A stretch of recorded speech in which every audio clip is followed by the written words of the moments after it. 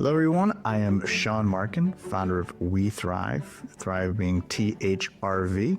We help mental health professionals create purpose-driven wealth for themselves by discovering and attracting the types of clients they truly enjoy, then creating ways to overserve them. I am beyond excited to have the privilege to speak with Javan Taherkhani, an associate marriage and family therapist in Tarzana, California. His focus is African-American men and multicultural couples. He helps them get to the heart of what meaningful relationships are, which is it safe? Not just physically safe, but emotionally safe, safe to be vulnerable, safe to explore, safe to grow.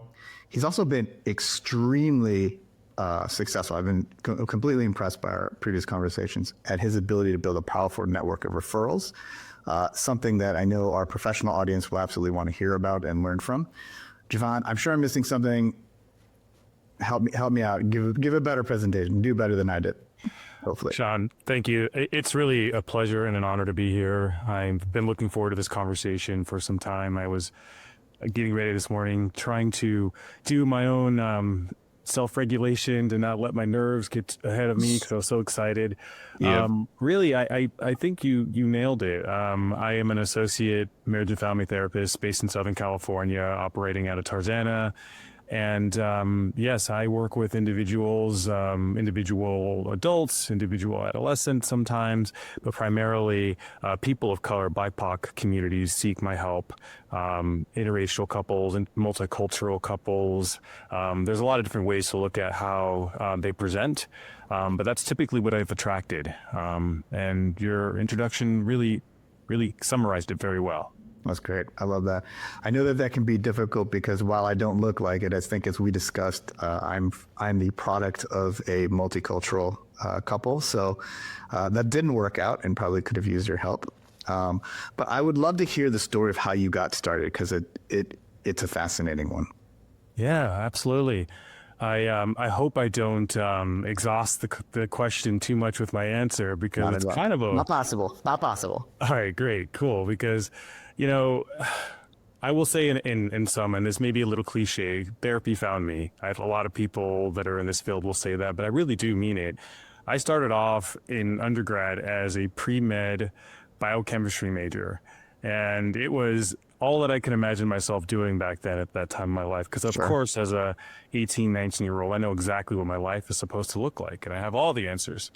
But the as labs, every 18-year-old does. Exactly, of course. So, the labs and some of the science courses at my undergrad had different ideas for me. I learned that 24-hour incubations in a lab during the summer wasn't really what I wanted to do with my time. So I allowed myself the freedom to explore other courses. And in my second year, I took an intro psych course, and it just opened my mind up to all these possibilities I hadn't really considered. And I decided to continue on with it.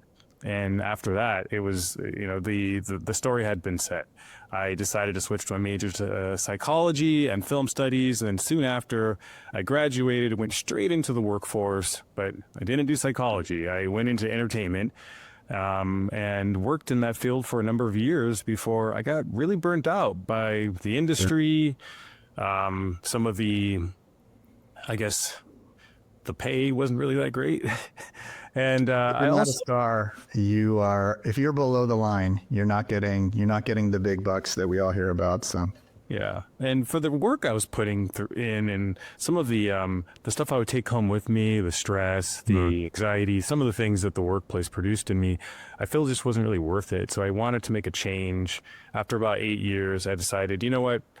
I did the film study side of my degree in entertainment, and some of the psychology was applied in managing the relationships I had with my supervisors and other people, but I didn't really use, I thought at the time, my psychology education specifically. So I said to myself, okay, we're at this point in my late 20s. I can make a pivot now and do a career change. So I decided, let's apply to grad school to pursue clinical psychology. So I did, worked really hard at my applications, got into my top choices. And you know what, Sean, I say I chickened out, but I think I wasn't ready at the time. I didn't go. I didn't go to my programs. I decided I'd continue working in the professional field, and I did for a number of years until a time came, like a lot of other people in the world, especially Americans, during the 2020 pandemic, I was laid off from a really cush job that was, paying me a good amount of money and had some good responsibility. I was overseeing a lot of people, but something was missing. I didn't feel I was truly giving to the world what I felt my gifts are. I didn't really feel like I was reaching my maximum potential. And I decided, all right, I now have another opportunity to pivot. I don't want to make the same mistake I made last time when I had this opportunity to shift. So I engaged a career coach. We did a lot of exploration, and I was very avoidant at the time. I was super avoidant of looking at psychotherapy as a path forward. Why do you think that was? Because let me just, I do want to reflect. I think there were two things that stood out from your past that are really, you kind of phrased it as avoidant in terms of like not going, applying to grad school. But there are at least two places in your past where you made a really strong decision to not go. Like that, even that not going was kind of like you at that time being true to yourself. And a lot of people would have just said, well, I've got nothing else to do. Let me just keep going with that path. And I think that's something really, powerful. But I'm curious what, and also you sort of engaged a career coach, which is kind of on brand for someone who ultimately becomes a therapist, it feels like. So. Sean, you are right on point, and what a ripe conversation to have, because I really do believe that there was something there to those avoidant moments. Yeah. And we'll talk a little bit more in our conversation about how therapy can be useful for unlocking some of the reasons for avoidance. And for me, it was unconscious. It wasn't something I knew. I'm like, okay, I'm not doing this because I know I don't want this. It was more like, there are some parts of me that I haven't faced that I'm not even aware of that are holding me back. So specifically to the first time when I decided, let's go into entertainment instead of pursuing psychology and advanced education, I decided, let's go with the sure way that I know is going to result in success for me at the time, right? There was this idea, this image that I wanted to portray to some of my peers, maybe some of my family members, that, hey, first person in the family to go to college, I'm successful. I did it. I got into a top tier agency. At the time, it was Creative Artists Agency, CAA, and I was really proud. So it was easy to avoid at the time going toward what I would consider then the harder path, more education, looking at myself more deeply. So at the time when the pandemic rolled around and people, like a lot of people were laid off, I was laid off later on in 2020, I had the opportunity to think really deeply about what I wanted to offer the world. And I had the opportunity to work with someone who was a professional at this. So I engaged a career coach who I absolutely adore, and she helped me really face some of my resistance to some of my own stuff. It wasn't therapy per se, but it was kind of career therapy. Yeah. And I was holding a lot of guilt and shame toward myself for not going to grad school back in my late 20s because I'd worked so hard to get in and applied so many resources, money, time, sleep, etc., or lack of sleep. And I didn't want to face it. So my career coach helped me look at that. And after I got around some of that shame and guilt for not going, it was easy for me to see how aligned this career path is with my values. I knew that I wanted to give back to people. I knew that I wanted to help people live more functional, meaningful lives, and that brought them back in sync with who they are at their core in a way that enabled me to earn ethically, long-term, and without stepping over people to get there. Well, I would actually go a few steps further. This is maybe a little bit of a plug for the practice that I'm building, but I would say more than ethically, it's sort of, at the beginning of this, I call it purpose-driven wealth. And, I think, and I'm biased here because my dad's a therapist, but, mental health is one of those things that it unlocks basically everything else. If you have the right mindset going into whatever it is, a new career or education, you're essentially unlimited, because you're just, they talk about going into entrepreneurship, and, sort of following your passion. Then other people say, don't follow your passion. It's so hard that if you're not passionate about what you're doing, you won't have the stick-to-itiveness to do it. The social entrepreneurship that I've done, I was so passionate that I was working 100-hour weeks without fatigue. I was physically tired, but I didn't notice. It was like, oh, okay, whatever. I'll just sleep. It's not that big of a deal. And so I think that's such a powerful sort of thing. And the other thing is, you talk about going to CAA, and I've never done that. It never appealed to me after watching, what was that show? I can't remember. Entourage. What's that? Entourage. Entourage, yeah. But you work in the mailroom, you work hard, you get a connection with one of the other agents, build. You're aggressive. You're always working. You're always on call, which is totally fine. That's the life of an entrepreneur. But which I actually kind of like that. But you have a path. Whereas as a therapist, you not only have to figure out how to solve every individual that comes into your practice's problems to the best of your ability, but you have to bring people into your practice. And my experience with therapists is that the marketing part of it, and this is sort of where I'm building my practice around, is the marketing part of it is just scary, and they just don't know what to do. So kudos to you. Not only that, you've also had a phenomenal relationship with building sort of. Well, Sean, you're speaking to a really important topic that, as you just referenced, a lot of psychotherapists either struggle with or are improving on or need resources to help get the momentum that they need to drive their practices to the level of, fluidity, profitability, however, whatever lens the clinician is looking through. But to your point, some clinicians, they go straight into becoming they go straight into advanced psychology education right after undergrad. And their experience is school, sitting in a room with a client. That's right. And the knowledge about how to market isn't always taught in schools. In fact, it was very rarely referenced. I've never heard anyone say they learned how to do it.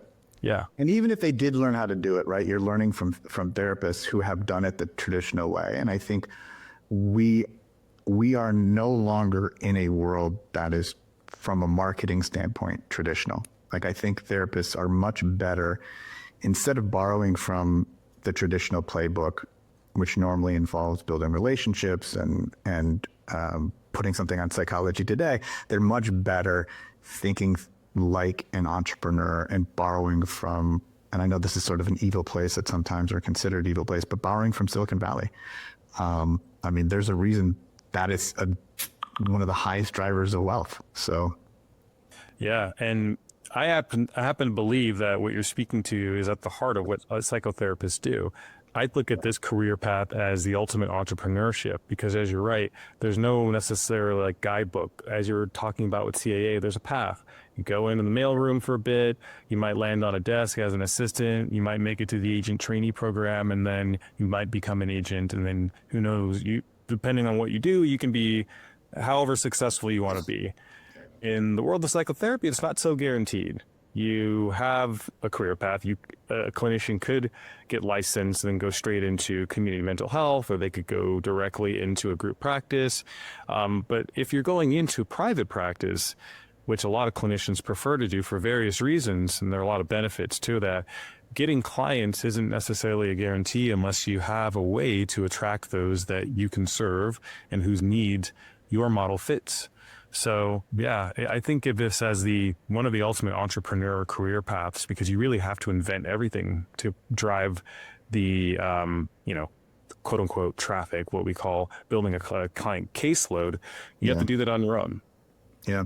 And it's real hard, Bray, because, the way I see most therapists framing their work is around how they do it. I'm a cognitive behavioral therapist, or whatever, however they're positioning themselves. But the clients don't care. The clients want a solution. And my advice to my dad and to, the people that I'm working with is you need to focus on someone you love. You get one choice in this initially, and it's who do you love working with? And once you figure out who you love working with, you may in the beginning have to take all comers to the extent that you need that. But eventually, as you focus on who you love, you can then find ways of overserving them, right? So you can say, okay, well, I love working with actresses in Los Angeles, for example. And then you can say, okay, what do they need? And how do I become the expert in solving their unique problems? And that doesn't preclude you from taking other clients. It also means, that the fear that a lot of people have who don't have experience in marketing is, well, if I focus, I'll have less people. But there's a formula that they forget, which is conversion rate. Like you may have a number of people coming in the pipeline, you may have less, which is unlikely, but you actually convert more of them. So you actually get more clients. But the thing is, once you start to focus, and this is the secret that, I mean, it's not a secret, but this is the thing that Silicon Valley folks know that I think many people who are not trained in marketing don't know, is that like people want to go to experts. And it seems intuitively obvious. People want, but as soon as you start to do your own thing, it becomes easier to forget and hard to sort of lean into that, right? Because it does feel like you're limiting what you're going to do. But take the example I just used, actresses in LA. Let's just, that keeps you from male actors, and that keeps you from, mothers of five or, whatever it is.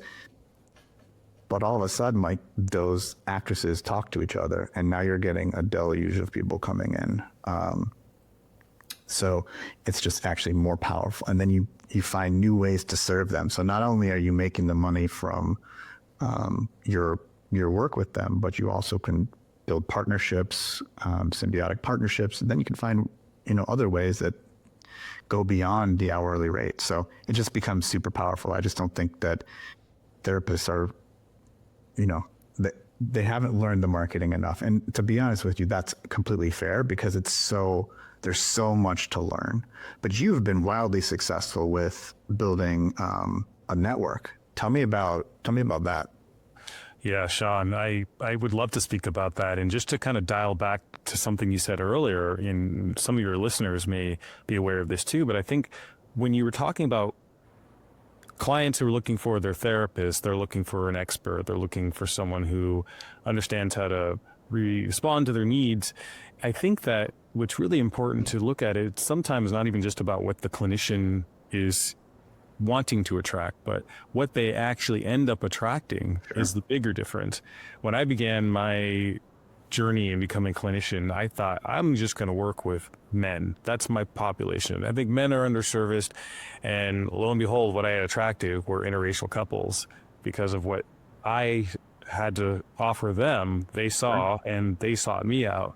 And so to your point about the networking and the kind of journey into finding finding a way to do marketing as a clinician, it is a challenge because clinicians' focus typically is on treatment planning, on finding training so that they can become more effective for their clients. And there's seldom marketing marketing, advertising, workshops for this. It is very much word of mouth, like you referenced with the example you provided with a clinician that seeks to work with female actors in Los Angeles. Very niche, but very possible to be successful in. So to your question about the network that I've built for myself, this comes, I want to say that this is not one thing I can shoot an arrow and hit a bullseye on. It's something that has come as a result of a number of experiences in my career, not only as a clinician, but as a professional in entertainment, and at one point in tech, one time in mergers, acquisitions, one time in video games. It's all just been a confluence of different experiences that has led me to recognize the power of having community in business that creates a network for whatever goals that we're individually trying to reach. Specifically with the clinician path, what I found most effective are talking to other clinicians. And it's important for that. It's important to recognize that because I see that there Excuse me. I think I might have to sneeze in just a moment. So if I Go do, for I it. apologize. There's somehow lots of dust in this space. So one thing that clinicians do, which can be successful, I personally haven't done this, is marketing via social media. And I've seen that be effective for a number of reasons. But what I've also seen is that it becomes a constant churn or a constant I have to, or what am I going to say today? Which sometimes I think can take out the authenticity of what the post may be intended to do to reach people that need the help or need the care or want to make that connection. Yeah, social media is so interesting because even businesses get it so horribly wrong. This is actually, it's interesting you picked up on that, because this is one of my bigger pet peeves. Because it's hard. There is some truth that you need to produce a regular amount of it. You need to do it somewhat on a regular basis, but most people take that to, I need to do 3 posts a day or 2 posts a day or whatever it is. I need to post once a day. And the truth is, no one cares about your just hang in there post or your aspirational post. Professional copywriters essentially call that throwaway content, because you might get a few likes or thumbs up from people that like you or whatever, but it's not really moving the needle for you. And it also becomes a stressor, right? Because now you're having to sort of do this. You're not seeing it really drive results. So it becomes something where you think you need to do it, but then it's not working. So maybe you're not doing it well enough and like all those other things. The truth is, if you become, again, I bang this drum probably too much, but if you become an expert, what problems, for you in the case of multicultural couples, what problems they face. They just want to solve those problems. And obviously therapy is more than just like, let's bang out this to-do list of problems, but how to speak to them, how to work with them. That's the type of stuff that should be out there. You can trend hop as well. Like, there are going to be things that are happening in politics, in the social zeitgeist, in economics, that are facing these couples. Here's how, here's your solution. And that's what you produce. Everything you do on social media should be value driving. You should be providing value to the people who are reading it. And if you know who that is, then you don't really have to worry, because your social media will flow naturally from your practice. But if you've given yourself an artificial, like, hey, I need to post this number of times per week or per day or whatever, then all of a sudden you're starting to like, oh, what did this celebrity do today? Like, how can I comment on that? Like, what happy post can I put out today? And it's like, that's just not effective. Right. And as you were just really brilliantly pointing to earlier, Sean, I think it really comes down to the specialty, or as you say, being an expert. Because I like to think of this, the method that I think is effective, that I've really enjoyed, of connecting with other clinicians, happens in a number of arenas, a number of settings. But what I like to think about is kind of a sort of like, I don't know, this may sound like some type of anthropological esotericism or something, but I look at it as if we were a long time ago in tribes that intersected at different points, given whatever season it might be. We may see each other, we may not, but you may hear from a tribe that there's someone down the way that knows how to, there's somewhere down the trail that really knows how to harvest mangoes, or that really knows where to find the best deer or something, right? And they become the special tribes person for that. I look at it similarly when it comes to the psychotherapy community. It's very small, smaller than you might think. So it becomes really important to distinguish oneself as, I'm the go-to person for African American males. I'm the go-to person for interracial couples. Here's how you contact me. And the way that it works best, I find, is by seeing clinicians in person. And this can be one-on-one coffee hangout. It could be bumping into each other at a social gathering for clinicians. But what's important is that clinicians typically are going to want to know that they can trust their referral to whatever client or whatever case that they're wanting to refer to. So let's say if I meet John at a,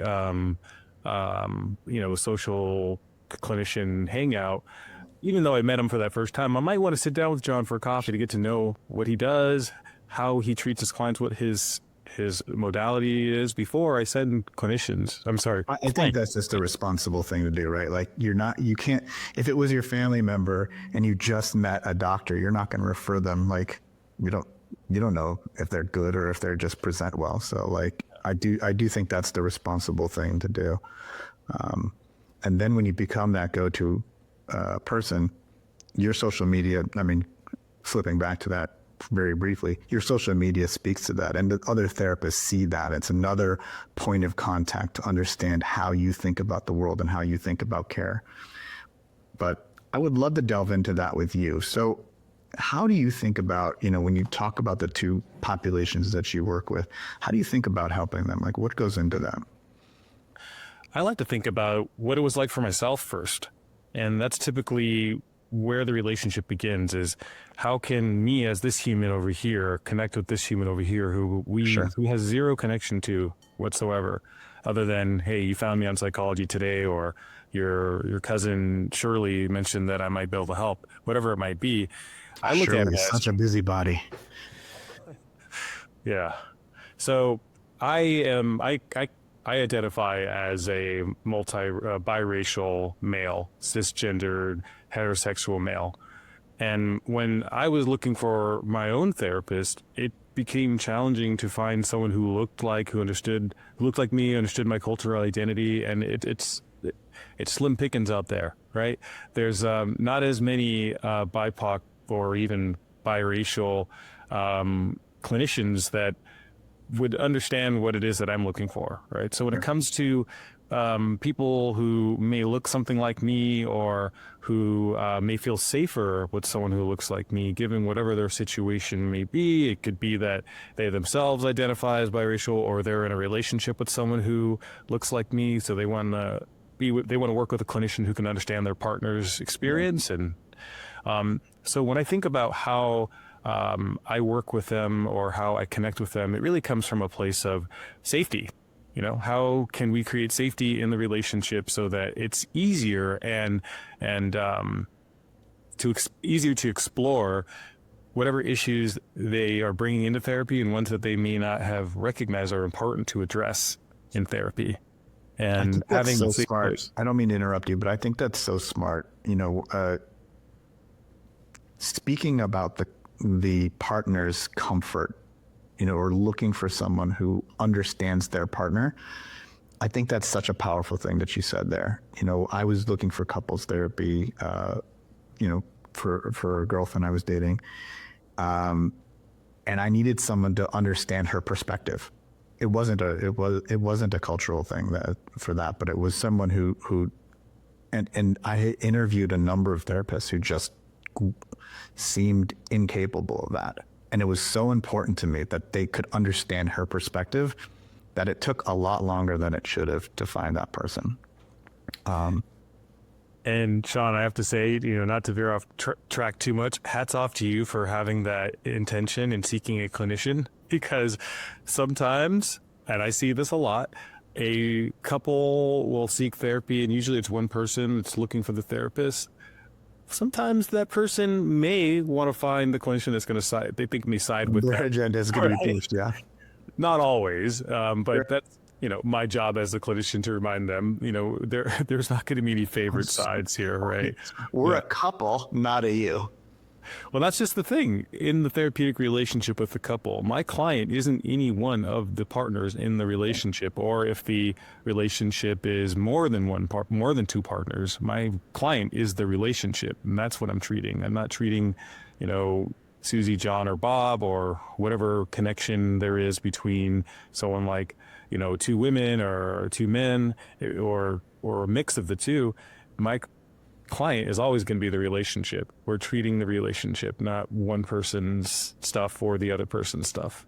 And certainly will come up, but yeah.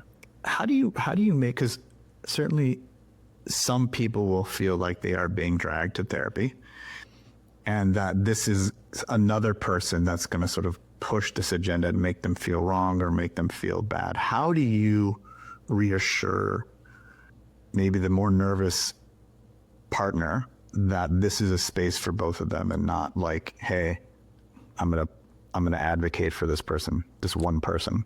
Oh, I love this question. I can feel all the tingly excitement coming up into my body right now as I get ready to answer. I really love talking about this. So it's interesting that you asked that, because it does come up quite a lot. We talk about different levels of entry for clients in therapy.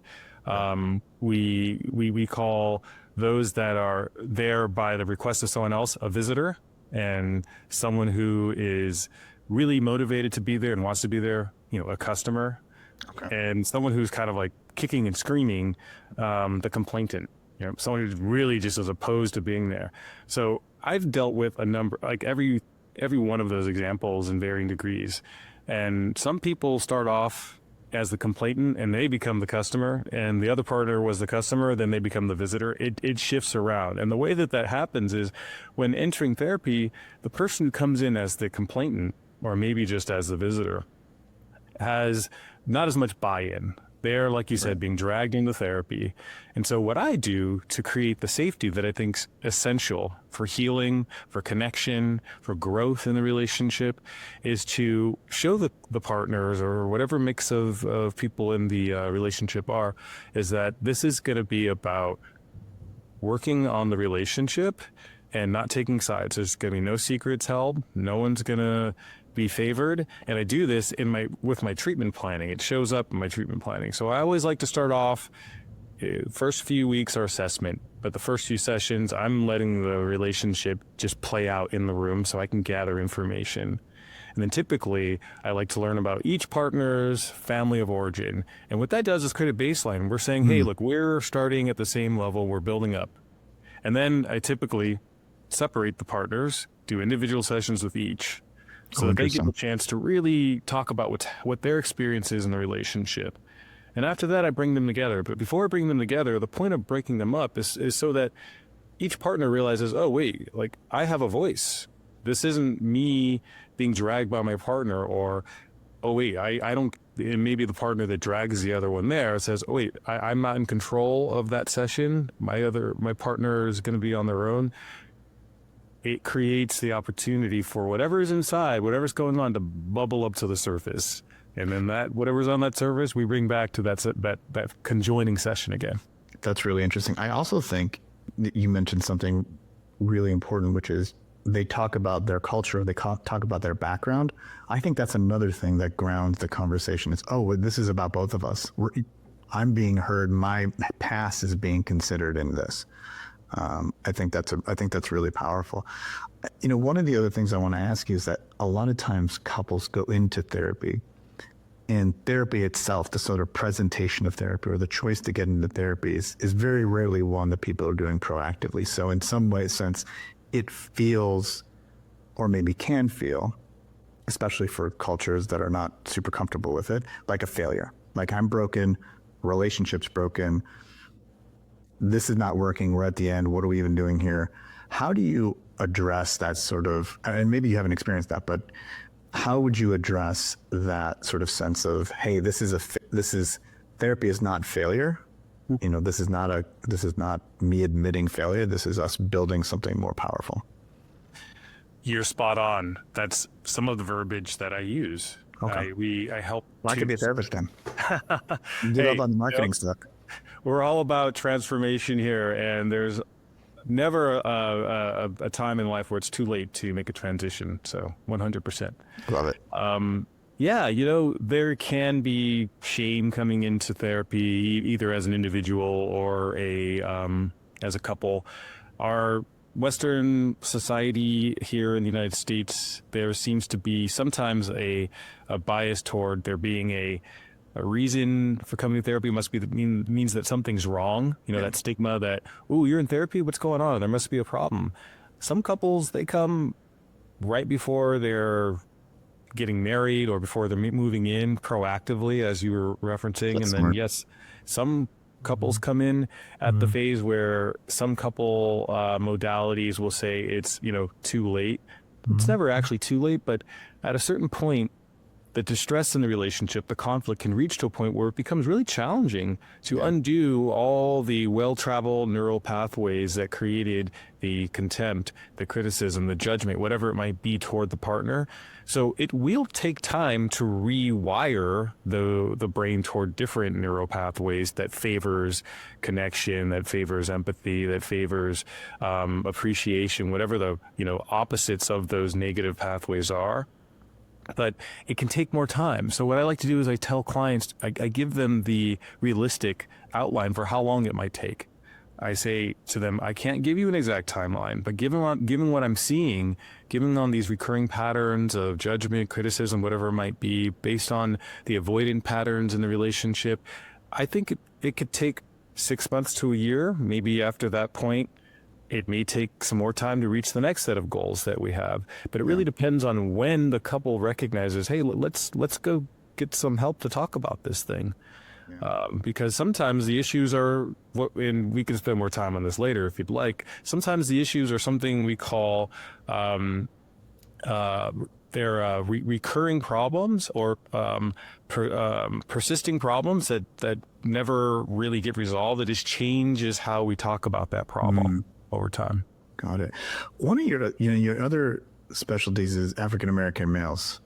Take me through the difficulties that they face and kind of what changes your therapy can, make in their life. Yes. So I'm really glad you asked this question, Sean, because specifically when it comes to Black men, there are many reasons why Black men may not trust going to talk to a professional about their stuff. And it starts with recognizing that there is stuff to talk about. Right. And this is where the culture really plays an important part. I'm not going to say that I am the expert on all things related to the Black experience in the United States. I have my own experience of what that looks like. But I will say that I know Black men specifically have been conditioned to suppress, to not show their feelings unless it benefits the expectation of how they're supposed to, let's say, present in society. Right.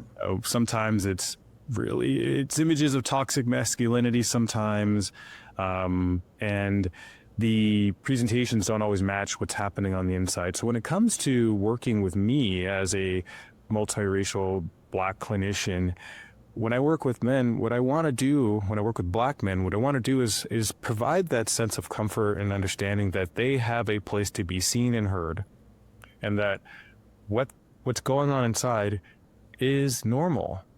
And for them, it's typically heightened more so than some of their, some of the other people with different presentations, different racial presentations, because of the trauma that a lot of Black men experience day to day from a young age. And so over time, that can create some patterns of I don't want to get into specifics because everyone's journey is different. But it can create a relationship with the feelings inside that are meant to not be shown. And so they go inside and they stay there, and they show up as anger, or they show up as avoidance in relationships. So what I work to do is to create a relationship with the feelings and how they're expressed with those men, so that they can feel more comfortable talking about them with people in their family, whatever, or their romantic relationships, whatever relationships are going to be the best, they're going to benefit from that work. I think your work, all of your work is so important, but it's interesting because there are certain cultures, and I'm not going to say like ethnic cultures, but even, you talked about helping men as well. Like even within men, forget the race.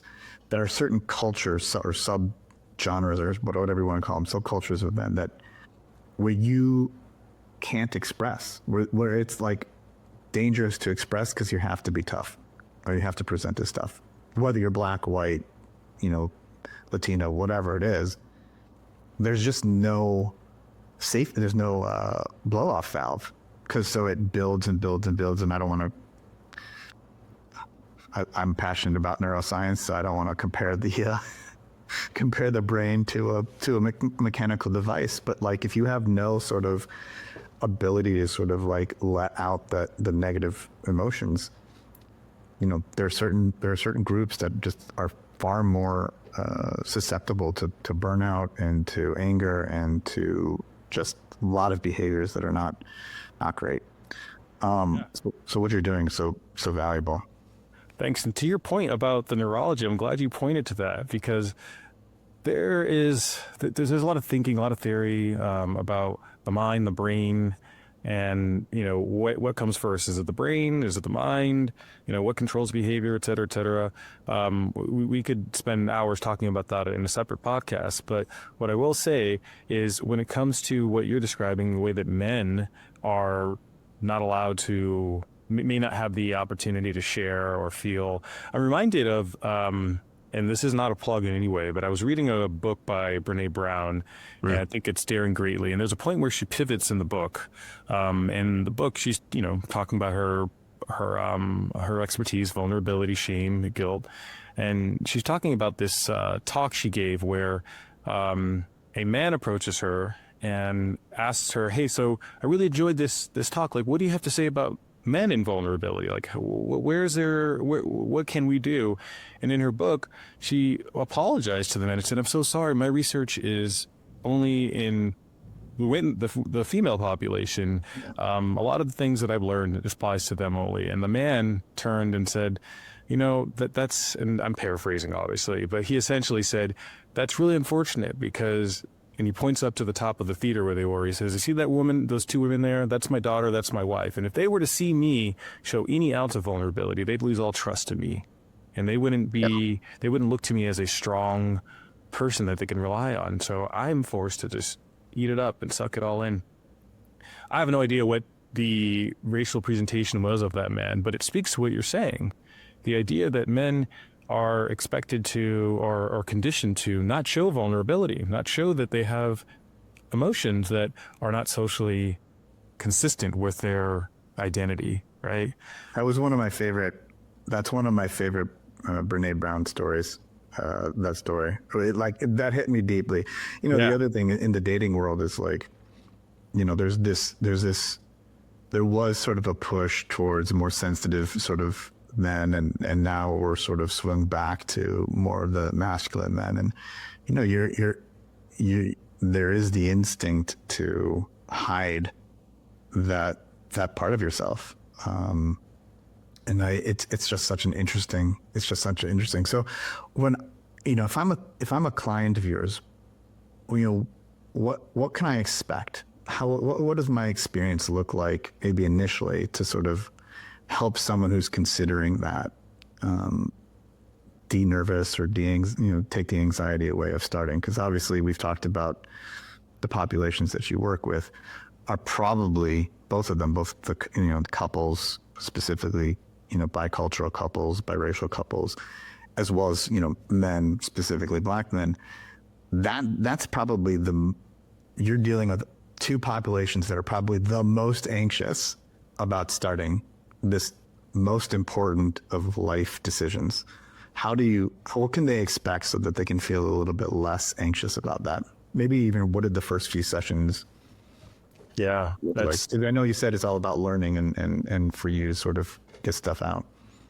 Yeah, and I wish there was a science to it, but like what I try to model in our work is that we're developing a relationship. It's a therapeutic relationship, and for there to be a relationship, there's got to be honesty, trust, and safety. And so how I begin isn't even in the first session. I start with the consultation, and what I like to tell people that seek my help as a clinician is that I'm so glad that we're here to talk about what's happening. And I recognize that it's really challenging to find the right fit. And I don't always say these exact words, but I look at it as, you pointed to dating. It's kind of like looking for a house or dating. These are some non-negotiables that you may have in making a selection in those different areas, right? So a clinician, it's very much the same. So sometimes when a prospective client sees me, I may already meet some of that criteria just by the way I look, let's say, right? Sure. That's possible. But what I always remind them is what's most important to me, and I believe this is the truth, and I hope I think most clinicians think this way too, is that it's important that you find the right fit when I'm speaking to the prospective client. It would be great if we do have a connection and we can form that relationship, but what I'm most focused on is helping you find the right fit. So through talking to me, it might be me, but if it's not me, I'm gonna help you with referrals to someone that might be the best match. And if we do end up setting up a first session, what I do to create that sense of comfort and safety, I think you're asking about how do I get them and orient them in a session, is Carl Rogers is the granddaddy of what is called the person-centered approach to therapy. And I model some of my work around his philosophy, which is that you meet clients with unconditional regard. Right? The idea that when they're in your care, that they are fully accepted. And granted, there are things that can happen or can be said that may be outside of the boundary of what's acceptable. But I do believe that when I meet someone, they're a whole person outside of whatever issue that they're bringing, whatever problem they think may be a problem in their life. I want them to know that they are fully accepted for who they are in that room at that time and going forward. And they will always receive that same regard from me, that they're whole and complete. And that usually is, one, it's authentic and it's true, but that also typically results in a client recognizing it's okay to just be with this person. And whatever that means, we will explore what it means to be. That's super powerful. Now I feel like having therapy with you. Thinking about couple, obviously that first, you, like you said, someone might be bringing them in or whatever. What is how do they know? And maybe there's no easy answer for this. So I'm putting you on the spot a little bit, but when should a couple start considering couples therapy? And you talked about the different stages of, hey, this is an emergency. Maybe it's a little late. Hey, this is, we're doing well. We need to check up. Or this is before we get married. How should a couple, recognize that, they should start considering it? You're right. That is not an easy one to answer. And it really does depend on what's happening in the relationship, the motivation for therapy. Sometimes it's acute. Sometimes it's something like infidelity. But sometimes it's something like I referred to earlier, and I misspoke a little. I said persistent problem. What I meant was perpetual problem. Some couples experience perpetual problems, things that are just not going to change. Like I really like apples and they really like oranges, and that's just always going to be the case. And no matter what, no matter how we present the fruits, they're still going to be different. And we're just going to find different ways to talk about our difference in preference for fruit. So sometimes couples recognize something's off when they recognize that, or they realize, it doesn't feel the same way it did in the beginning. Or we're entering this part now where we have children and we just can't find a way to be around each other and enjoy it. And so it really depends on what we would call the presenting problem in clinical terms. But I don't know that there's any right time other than what we hope that couples can avoid is not waiting until the perpetual problem has produced so much distress in the relationship that it's going to take almost not equal time, but more time than we would hope to rewire the brain to not focus in on that presenting problem. Because what's important to remember is sometimes when someone comes into therapy, they're working on something that has existed their entire lives for really good reasons, survival, performance in the workplace, there's a system they use. And then at one point, whatever system it is that they've developed to succeed, to survive, whatever, becomes less effective. And when that becomes less effective, it may take time to recognize how whatever that system is starting to create distress in their life. And that happens in relationships too, right? A couple may have a pattern. They say date night's Friday, Monday night is, couples night, and Wednesday is alone time. And they do that for a number of years, and they realize that, something isn't working anymore, because humans individually, we go through developmental stages. We change. And so do the dynamics in a relationship. Yeah, that's so powerful. What has drawn you, like what, you talked about therapy finding you. How does it continue? What continues to find you? Like maybe that's a weird way of phrasing it, but what continues to sort of drive you and excite you about what you're doing? I find human behavior so fascinating. I think that we are such a unique creature, the human animal. I think of it that way because I do look at us as a part of the animal kingdom. I'm very interested in biology and ecology and geology. I really just love the way this world works. And so people are a huge environmental force on the planet.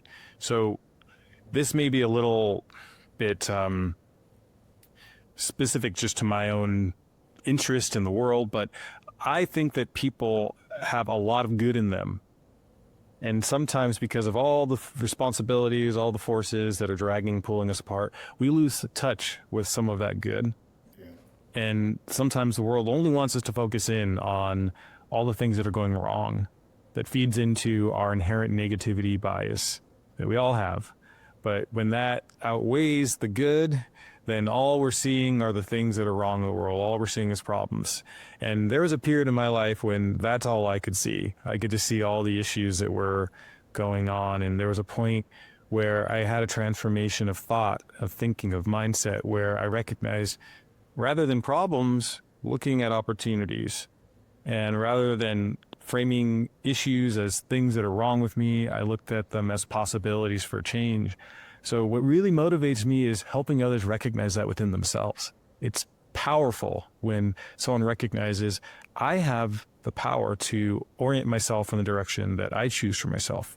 There's one thing that I do use with my clients, it's narrative therapy. And what I really like about it is it says that sometimes people carry this thing we call a problem story around with them all their lives. And if you look at it from a neurological perspective, that's that hardwired, neural pathway that says, I'm always getting it wrong, and that becomes the problem story. I'm always getting it wrong. So they walk around believing I'm always getting it wrong for a long time. And what I like to do is help them look at things that influence that problem story. We call it discourse, the local discourse, which is, relationships in your personal life, let's say, and then dominant discourse being like societal expectations of what it means to be whoever that person is, let's say a male in America.